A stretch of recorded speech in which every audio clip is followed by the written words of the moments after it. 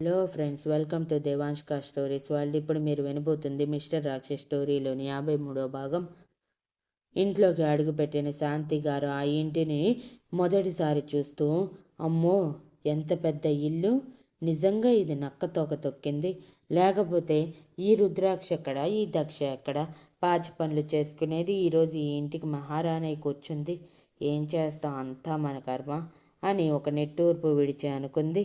ఇంతలో రుద్రాక్ష్ శ్రీ అమ్మగారితో మొత్తం చెప్పేసి, ఈ రోజు నుంచి శాంతి గారు కూడా ఇక్కడే ఉంటారు అని చెప్పటంతో, పర్వాలేదు రుద్రాక్ష్, ఈ ఆస్తంతా మీది, నువ్వు ఏం చేసినా మాకు చెప్పాల్సిన అవసరం లేదు అంటే మర్చిపోతున్నట్టున్నారు అత్తయ్య.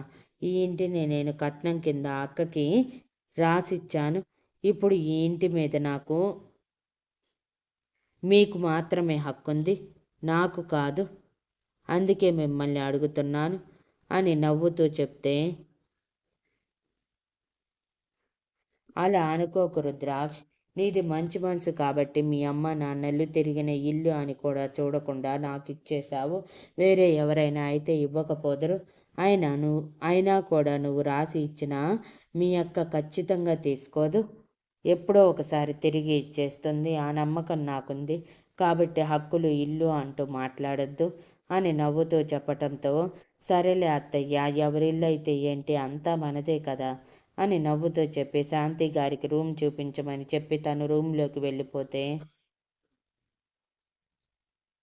దక్ష శాంతి గారికి కిందనే ఉన్న గెస్ట్ రూమ్స్లో ఒక రూమ్ చూపించి, నువ్వు ఇక్కడ ఉండు పిన్ని అని చెప్పగానే ఆవిడ మూతి తిప్పుకుంటూ, మాకు తెలుసులే, తమరు వెళ్ళండి. తమరి భర్త గారు తమరి కోసం ఎదురు చూస్తూ ఉండుంటారు కదా. అసలే మీరు ఈ ఇంటి మహారాణి. మాలాంటి పని వాళ్ళ కోసం ఆగితే ఇంకేమైనా ఉందా అని వెటకారంగా అనగానే దక్ష మనసు చివుక్కుమని, ఆయన అలాంటి వారు కాదు పిన్ని, అర్థం చేసుకుంటే చాలా మంచివారు. కానీ నువ్వు మాత్రం ప్లీజ్ నా భర్తనిది ఎక్కువ తక్కువ చేసి మాట్లాడకు. ఈ విషయంలో నేను కూడా ఏమీ చేయలేను. కోపం వస్తే కొట్టేస్తాను కూడా అని చేతులెత్తేసి చెప్పి రుద్రాక్ష కోసం వెళ్తూ అజయ్ని రెస్ట్ తీసుకోమని చెప్పింది. ఇక శ్రీ అమ్మగారు లంచ్ ఏర్పాట్లలో మునిగిపోవటంతో శాంతి గారితో మాట్లాడకుండానే కిచెన్లోకి వెళ్ళిపోయారు. దక్ష రూమ్లోకి వెళ్ళేసరికి రుద్రాక్ష తాను వేసుకున్న కోట్ తీసి పక్కన వేసి ఫ్రెష్ అవ్వటానికి అన్నట్టు వాష్రూమ్లోకి వెళ్ళి ఫేస్ వాష్ చేసుకొని బయటికి వచ్చాడు.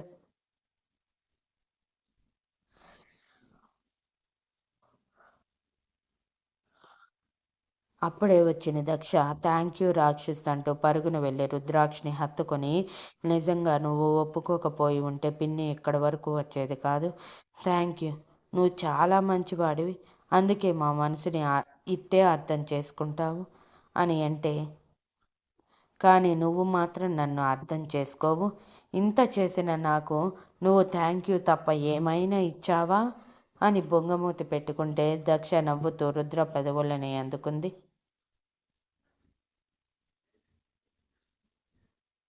ఆ పెదవుల యుద్ధం కాస్త తనువుల యుద్ధంగా మారి బెడ్ మీదకి చేరిపోయారు ఇద్దరు.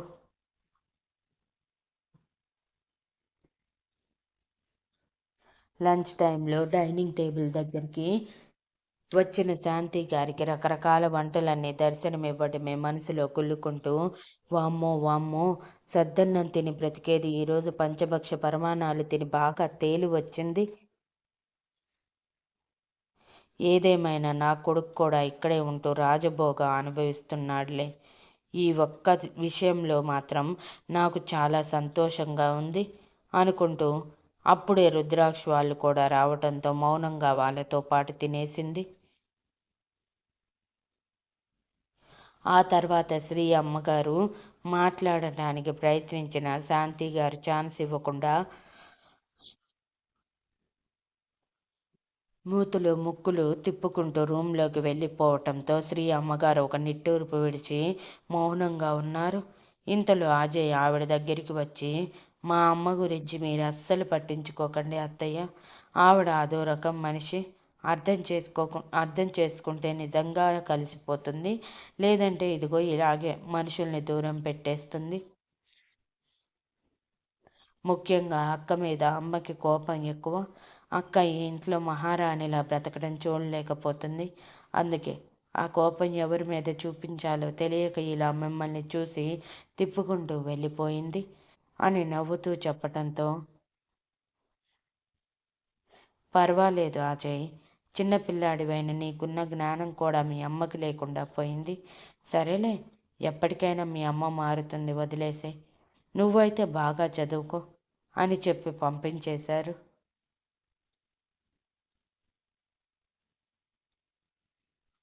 రోజులు మళ్ళీ గిర్రున తిరుగుతూ శాంతి గారు ఎక్కువగా ఒంటరిగా ఉండటానికి ప్రయత్నిస్తూ అజయ్ని తన వైపు తిప్పుకోవటానికి, అజయ్తో మాట్లాడటానికి ట్రై చేస్తూ ఉన్నారు.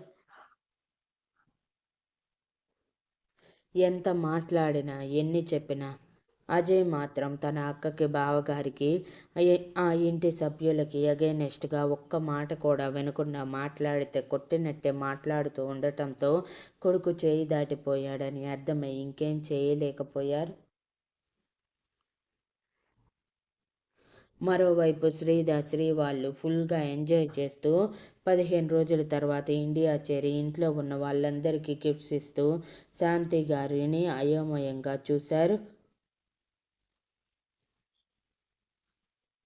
శాంతి గారిని గుర్తించిన శ్రీ మాత్రం, ఈవిడ ఏంటమ్మా ఇక్కడ అని తల్లిని అడిగితే, శ్రీ అమ్మగారు జరిగింది చెప్పి ఇప్పటి నుంచి మన దగ్గరే ఉంటున్నారు, ఒంటరిగా ఎందుకని అని అనటంతో,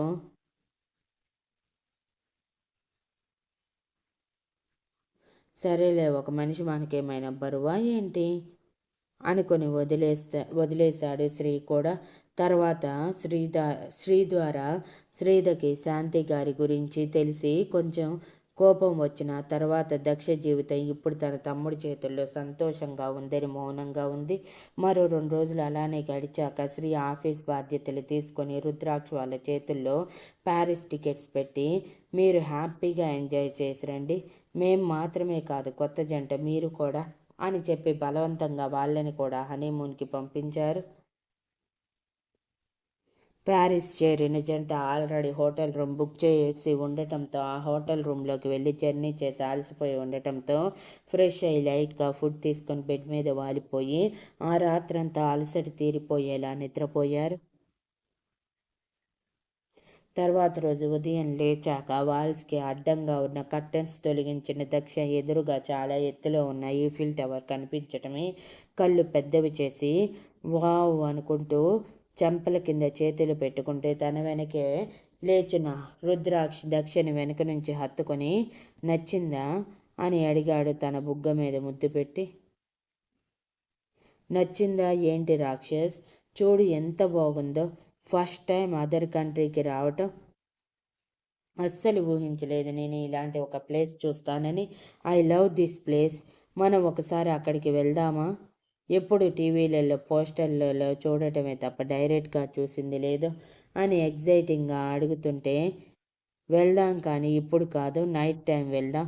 ఇప్పుడు వెళ్ళినా పెద్దగా అందంగా కనిపించదు అది. అదే నైట్ టైం అనుకో, చాలా చాలా అందంగా కనిపిస్తుంది అని అన్నాడు. అంతేనా అని అడిగింది దక్ష బిక్కమొహం వేసుకొని.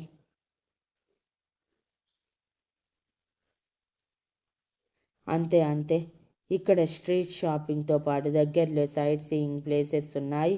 నువ్వు త్వరగా రెడీ అయ్యావంటే మనం వెళ్ళొచ్చు అనటంతో, ఇంకేం చేస్తాము, అడ్జస్ట్ అవుతాం అని దక్ష పాడుకుంటూ తన బ్యాగ్ ఓపెన్ చేసింది. అందులో తను పెట్టుకున్న డ్రెస్సెస్కి బదులు షార్ట్ డ్రెస్సెస్ కనిపించడమే కళ్ళు తేలేసి, ఇవేంటి అని గట్టిగా అరిచింది. అవా, నేనే నీకోసం స్పెషల్గా షాపింగ్ చేశాను. అది కూడా ఆఫ్టర్నూన్ నుంచి ఈవినింగ్ వరకు నీకోసమే ప్రత్యేకంగా మాల్కి వెళ్ళి నచ్చినవి తీసుకొని వచ్చాను అని రుద్రాక్ష 32 పళ్ళు కనిపించేలా నవ్వుతూ చెప్పగానే దక్ష షాక్ అయ్యి, మరి నాతో చెప్పలేదు? కానీ రాక్షస్, నేను ఇలాంటి డ్రెస్సెస్ వేసుకోలేదు, నీకు తెలుసు కదా. నీ బలవంతం మీద అప్పుడెప్పుడో ఒక 3 నెలలేమో వేసుకున్నాను. ఆ తర్వాత ఎప్పుడు వేసుకోలేదు కదా అని ఏడుపు మొహం పెడితే, అప్పుడు వేసుకున్నావు కదా డెవిల్, యు నో వాట్, అప్పుడు నిన్ను షార్ట్ డ్రెస్సెస్లో చూసి ఎంత ముద్దుగా అనిపించేదో, దగ్గరికి తీసుకోవాలన్న కోరికని ఎంతలా అణుచుకునేవాడినో. ఆ తర్వాత సమ్ రీజన్స్తో నువ్వు ఇవన్నీ అవాయిడ్ చేసేస్తూ ఎప్పటిలా మారిపోయావు. But I want that look devil, please please, బంగారం కదూ, నేను చెప్పింది చెయ్యొచ్చు కదా. అయినా వెయ్యక అక్కడికి పోతావులే, వెయ్యక ఎక్కడికి పోతావులే. నువ్వు సర్దుకున్న డ్రెస్సెస్ అన్ని తీసి అవతల పారేసి మరి నేను కొన్న డ్రెస్సెస్ మాత్రమే పెట్టాను అని కన్నింగ్ స్మైల్తో అన్నాడు రుద్రాక్ష్. వామ్మో వామ్మో, ఎంత మోసం, ఎంత దగ అని గుండెలు బాదుకుంటున్న దక్ష, నేను వేసుకోను, ఇవి వేసుకొని బయటికి కూడా వెళ్ళలేను అని చేతులు కట్టుకొని మొహం పక్కకి తిప్పి అంటే, రుద్రాక్ష్ నవ్వుతూ, ఇవి వేసుకోకుంటే మన ఇద్దరం ఇక్కడే రూమ్లోనే ఉండిపోతాము. నీకంత సరదాగా ఉంటే చెప్పు, అవి వేసుకున్నాక రూమ్ కూడా దాటనివ్వకుండా హ్యాపీగా రూమ్లోనే 24/7 క్రికెట్ మ్యాచ్ ఆడదాం అని ఒళ్ళు విరుస్తూ అదో రకంగా దక్ష వైపు చూస్తూ అన్నాడు. దక్ష భయపడి, అమ్మో వద్దులే, నైట్కి నిన్ను తట్టుకోవటం కష్టమైతే ఇక మార్నింగ్ కూడానా అనుకుంటూ గబగబా అందులో చేతికి దొరికిన షార్ట్ డ్రెస్తో పాటు మిగిలినవి కూడా తీసుకొని పరుగున వాష్రూమ్లోకి వెళ్ళిపోతే,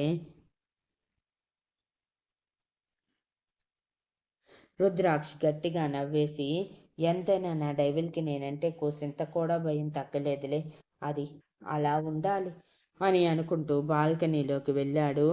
గ్లాస్ డోర్ ఓపెన్ చేసి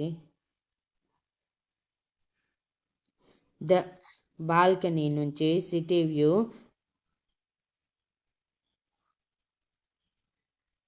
చూస్తున్న రుద్రాక్షకి చాలా రోజులైంది ఇలా ప్యారిస్ వచ్చి. షూటింగ్స్ టైమ్స్లో రావటమే కానీ ఎప్పుడు ప్రత్యేకంగా వచ్చింది లేదు. ఎంజాయ్ చేయటానికి రావటం థ్రిల్లింగ్గా ఉంది అని అనుకుంటూ ఆల్రెడీ అక్కడ ప్లేసెస్ అన్ని తను చూసినవే కావటంతో ఎక్కడి నుంచి మొదలు పెట్టాలని ఫిక్స్ అయిపోయాడు. ఇక దక్ష రెడీ అయ్యి బయటికి రావటమే. తను వేసుకున్న షార్ట్ డ్రెస్ని కిందకి లాక్కుంటూ పీక్కుంటూ ఇబ్బందిగా ఉండటం చూసి నవ్వుకుంటూ లోపలికి వచ్చిన రుద్రాక్ష్, అలా పీక్కోకు, పైన జారిపోతుంది అనటమే తన డ్రెస్ చూసుకొని క్లీవేజ్ క్లియర్గా కనిపిస్తూ ఉండటం చూసి అమ్మో అనుకుంటూ కొంచెం పైకి లాక్కుంటూ, ఏంటి డ్రెస్ రాక్షస్, చూడు ఎలా ఉందో అని ఏడుపు మొహంతో పెట్టి అనగానే, ఇట్స్ ఓకే రా, నేనే కదా ఇక్కడ ఉంది అని అంది. అయినా ఇక్కడ ప్యారిస్లో ఇటువంటివన్నీ చాలా కామన్ తెలుసా, పైగా ప్యారిస్ సిటీ ఆఫ్ ఫ్యాషన్గా నిలువుటద్దాం, ఇక్కడ ఫ్యాషన్కి పెద్దపీట వేస్తారు తెలుసా. సో నువ్వు ఇలాంటి వాటి గురించి ఆలోచించుకో, అయినా ఈ డ్రెస్ చాలా బాగుంది నీకు అని దక్ష వైపు అడుగు వేసి దక్ష దగ్గరికి వచ్చాక తనని దగ్గరికి తీసుకొని మునిపండుతో తన చెవిని కొరికి గుసగుసగా, ఇలా చూశాక అసలు బయటికి వెళ్ళాలనిపించటం లేదు డెవిల్, అసలే నైట్ అంతా నిన్న వదిలేశాను కదా, చాలా రెస్ట్ తీసుకున్నావు, ఇక చాలు కదా అని దక్షతో సహా బెడ్ మీద పడిపోయిన రుద్రాక్ష తన పెదవులు అందుకుంటే దక్ష గింజుకుంటూ ఉంది. 3 నిమిషాలకి రుద్రాక్ష ప్రేమకి లొంగిపోయిన దక్ష రుద్రాక్ష జుట్టులోకి చేతిని పోనిచ్చి గట్టిగా పట్టుకోవటమే. రుద్రాక్ష నవ్వుకుంటూ ముద్దుకి బ్రేక్ ఇచ్చి మెడవంపుల్లో ముద్దుల వర్షం కురిపిస్తూ ఉంటే, రాక్షస్ బయటికి తీసుకువెళ్తానన్నావు నన్ను అని భారంగా అడిగింది. ఆ ముద్దుల వల్ల తనలో కూడా కోరికలు రేగుతూ ఉంటే, ఒక్క 1 అవర్ వెయిట్ చేయి డెవిల్, 1 అవర్ తర్వాత బయలుదేరదాం అంటూ తన పని తనదే అన్నట్టు దక్షని అల్లుకుపోయాడు రుద్రాక్ష్. పట్టపగలు మార్నింగ్ రొమాన్స్, అది కూడా ప్యారిస్లో. మంచి ఎనర్జీ వచ్చింది రుద్రాక్షకి. గంట తర్వాత దక్ష నుంచి దూరం జరిగిన రుద్రాక్ష్ థ్యాంక్ యూ రా అంటూ తన నుదుటి మీద ముద్దు పెట్టాడు. రుద్రాక్ష్ కళ్ళల్లో కనిపిస్తున్న సంతోషానికి దక్ష కూడా సంతోషిస్తూ, ఇప్పటికైనా బయటికి వెళ్దామా అని అడిగితే, ఆఫ్ కోర్స్ మై డెవిల్, తప్పకుండా వెళ్దాం, ఇప్పుడు నువ్వు రెడీ అవ్వటానికి వెళ్లకుండా ఇంకొక పావుగంట లేట్ చేసినా సరే నేను మళ్ళీ నిన్ను వదలను. ఆ తర్వాత మళ్ళీ నన్ను అనకూడదు అని భుజాలెగరేయటంతో దక్ష యూ స్టూపిడ్ రాక్షస్ అని ఉక్రోషంగా చెప్పి బెడ్షీట్ చుట్టుకొని వాష్రూమ్లోకి వెళ్ళిపోతే రుద్రాక్ష గట్టిగా నవ్వేసి ఓన్లీ ట్రాక్ ప్యాంట్ మాత్రమే వేసుకొని బద్ధకంగా ఒళ్ళు విరుస్తూ లేచి నిలబడి ఏ మాటకు ఆ మాట చెప్పుకోవాలి. నా డెవిల్ అంతే. ఎంత బాధ పెట్టినా ఇప్పటికీ నా మీద అంతే ప్రేమ చూపిస్తుంది. అది చాలు కదా అని నవ్వుకుంటూ అనుకున్నాడు. ఆ తర్వాత ఇద్దరు రెడీ అయి ప్యారిస్లో చూడాల్సిన ప్లేసెస్ అన్నీ చూస్తూ స్ట్రీట్ షాపింగ్ కూడా చేశారు అందరి కోసం. షాపింగ్ చేసేసరికి ఆఫ్టర్నూన్ అయిపోయింది. ఆఫ్టర్నూన్ 2 టైంలో హోటల్లో, అది కూడా ఇండియా ఫుడ్ దొరికే దగ్గర తిని మళ్ళీ తిరగటానికి వెళ్ళిపోయారు. అలా మొత్తం తిరిగి సాయంత్రం 6 గంటల సమయంలో స్నాక్స్ కూడా బయట తినేసి రూమ్కి వచ్చాక త్వరగా ఫ్రెష్ అయ్యి శారీ కట్టుకో బేబీ అంటూ తన కోసం తీసుకువచ్చిన ఒకే ఒక్క శారీ దక్ష చేతుల్లో పెడితే, అబ్బో పగలేమో షార్ట్ డ్రెస్సెస్, నైట్ మాత్రం శారీస్నా అని దక్ష ఒక ఐబ్రో రైస్ చేసి అడిగింది. మరి అంతే కదా, ఫస్ట్ నైట్ చేసుకునే కపుల్ శారీలోనే ఉండాలి కదా అని అల్లరిగా కన్ను కొట్టి, నేనేమైనా హెల్ప్ చేయమంటావా అంటే, వద్దు నువ్వు హెల్ప్ చేస్తే ఇక్కడే ఉండిపోతావు అని నవ్వుతూ చెప్పి దక్ష స్నానం చేసి రెడీ అయ్యాక రుద్రాక్ష కూడా రెడీ అయ్యి జీన్స్ అండ్ టీషర్ట్ మీద స్మార్ట్గా రెడీ అయ్యి ఇద్దరూ కలిసి బయటికి వచ్చారు.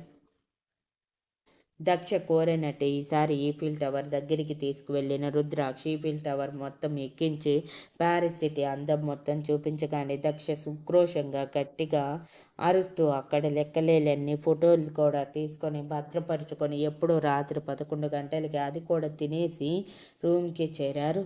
రూమ్కి వెళ్ళటమే దక్ష బెడ్ మీద వాలిపోతే రుద్రాక్ష తన టీషర్ట్ తీస్తూ, ఏంటి అప్పుడే పడుకున్నావు, మన సెషన్ స్టార్ట్ చేయొద్దా అని అల్లరిగా కన్ను కొడితే, ఓపిక లేదు రాక్షస్ అని అంది. రుద్రాక్ష కూడా పగలంతా తిరిగి అలసిపోయి ఉండటంతో, సరేలే ఈ ఒక్కసారికి వదిలేస్తున్నాను, బట్ ఈ బాకీ మొత్తం రేపు తీర్చేసుకుంటాను గుర్తుంచుకో అని నవ్వుతూ చెప్పాడు. సరే అని చెప్పి అలానే నిద్రలోకి జారుకుంది దక్ష.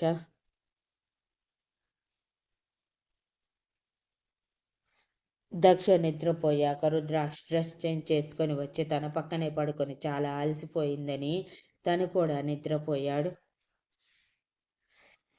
అక్కడ ఉన్న 15 రోజులు అలానే రోజుకొక ప్లేస్ తిరుగుతూ సరదాగా ఎంజాయ్ చేస్తూ హనీమూన్ని వాళ్ళ లైఫ్లో మెమొరబుల్ డేస్గా మార్చుకున్నారు.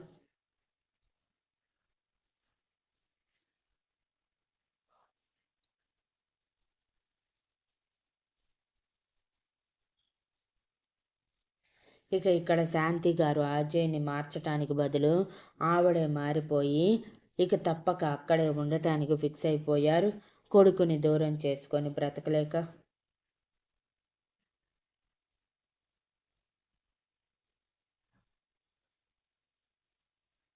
పైగా కొడుకు కూడా చాలా గట్టిగా వార్నింగ్ ఇచ్చాడు, ఈ ఇంట్లో వాళ్ళని ఎవరైనా అంటే నువ్వు బయటికి వెళ్తావు, నేనే గెంటేస్తాను అని.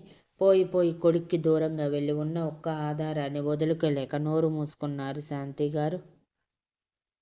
అలా శాంతి గారు కూడా ఆ ఇంట్లో ఒక పార్ట్ అయిపోయారు.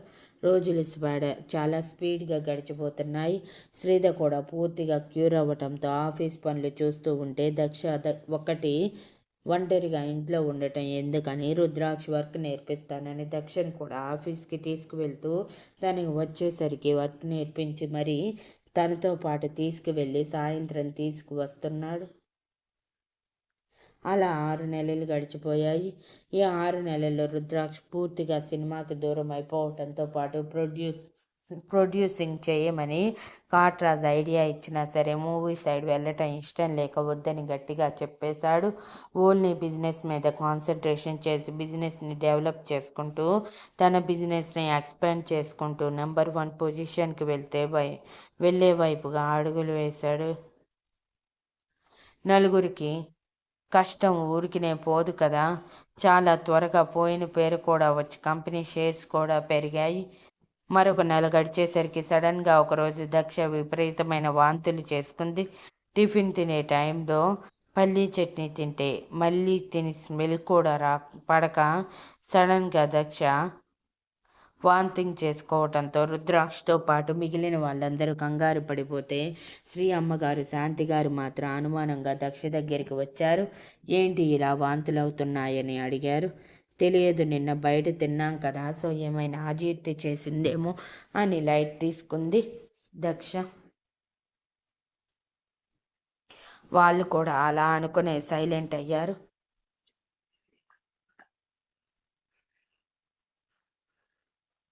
Thank you for listening and please like, share, comment and subscribe.